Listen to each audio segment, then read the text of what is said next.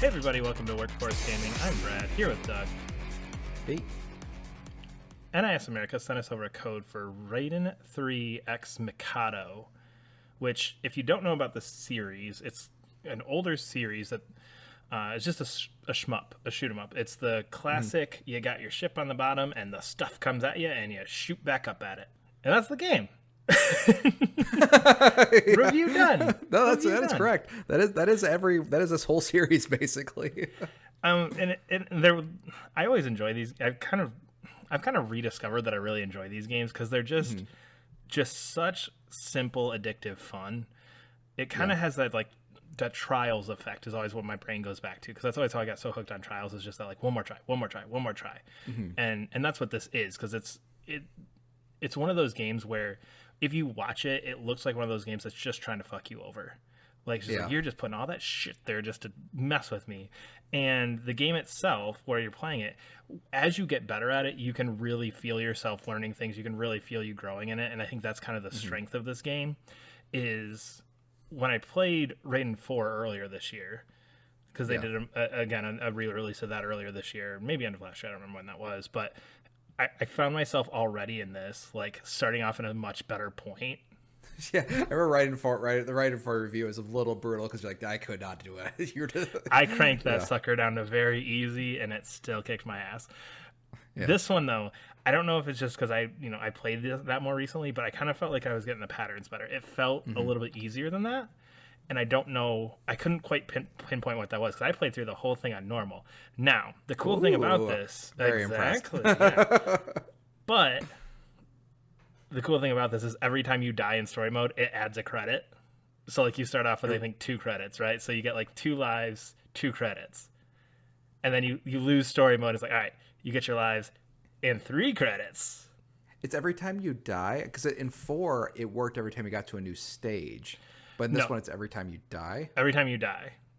So you have to... really interesting. Oh, weird. There's a lot of weird things, and that was kind of just comparing 4 to 3. They did a lot of things, and I think this one feels kind of pared down and simplified compared to 4, because this one, there's no stage select for story mode. You have to play through 1 through 7. Whereas 4, you could jump as soon as you got to a stage, you could reset there. Which kind of saved some people like me who are getting our asses kicked. I can just keep redoing 7 over and over and over again until I get that damn thing. This one you have to play through the whole thing, which again, I think honestly probably is why I did better, because I was forced to kind of go through those easier stages and get better at those until I got there. Yeah, so they warm you up. Yeah, it's a big warm up for the later ones. Yeah, it forces you to get better there, which I thought was interesting. But it adds those continues each try. I also found in the options, if you're really getting screwed, that you can crank those lives to start with up to 5, and you can start with 7 bombs. Definitely did that too.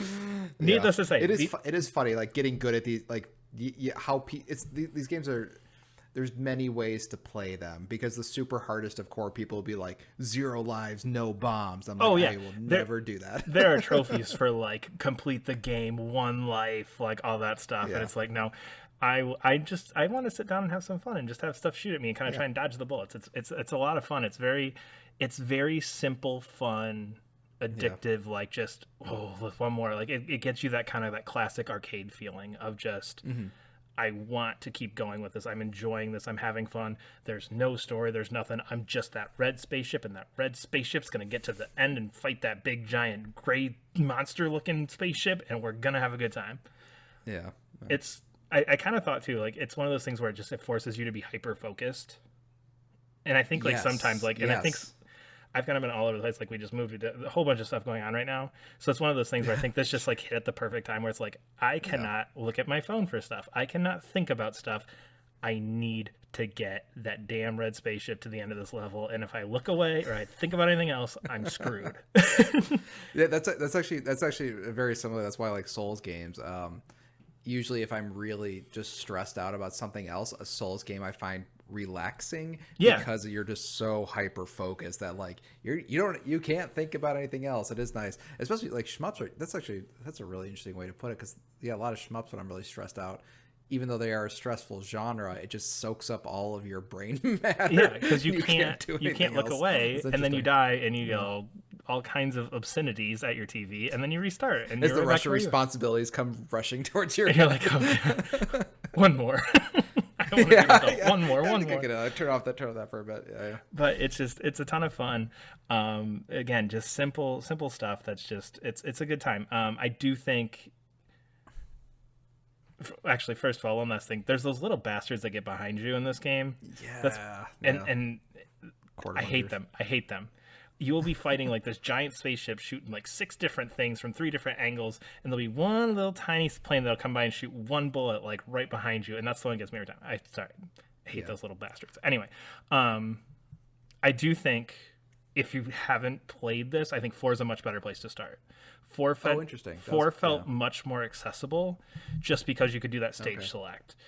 The continue system works similar, but I think it was a little bit easier to kind of like just go, okay, I just kind of want to see this through and see all the stages. I think you can do a little bit more of that in 4 than you can in this, because if you're really struggling in this, you're just going to play those first 3 levels over and over again. The 4th stage is where it really kicks into gear. So you're really going to just play those first 3 stages over and over and over again. And because there's not that stage select like 4 has, I think if you're new to it, 4 might be the better place to start. It's one of those things where it seems weird that like 4 came before 3. Because 4 definitely seems like the more polished, more feature rich, more kind of those types of thing version of 3. So it felt weird because it kind of felt like I took a step back even though we went forward. Now again, that's obviously Raiden 3 came first initially, but it's weird that we're kind of working backwards through the remixes.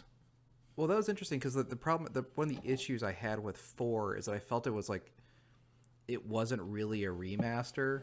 It was kind of like a poor remaster because the sound, like, so the music I really liked. That, like, the big thing, like this whole like Mikado thing is like, oh, they have new music. Yeah, new music, which is great. It sounded great, and then the sound effects and everything else, like the sound effects sounded like 2006, 2004, whenever this one came out, and then and I think it may have been in 4K, but not that I noticed.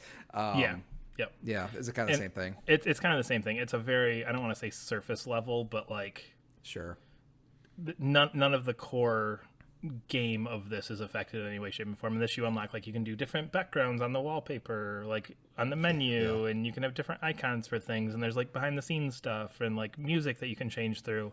That's really, I guess, if you're kind of into more of that thing, that's kind of what your unlocks and everything else is. But the base game itself is really just a very straight port of whatever this looked like in the early 2000s, mid 2000s when it came out. Gotcha. Yeah. But